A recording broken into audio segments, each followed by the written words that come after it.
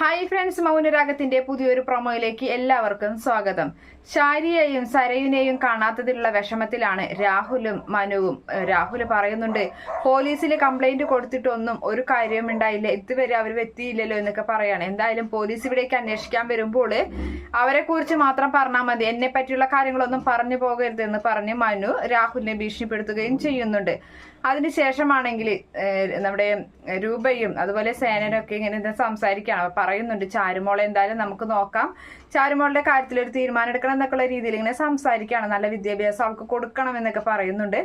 അതിനുശേഷം എന്തായാലും കല്യാണിയും അതുപോലെ തന്നെ കിരണും സോണിയോട് പറയാണ്, അച്ഛന്റെ അമ്മയുടെയും കല്യാണം നടത്തിയ ഞങ്ങൾ തന്നെ നിന്റെ കല്യാണം മുൻകൈ എടുത്ത് നടത്തുമെന്ന് പറയുന്നുണ്ട്.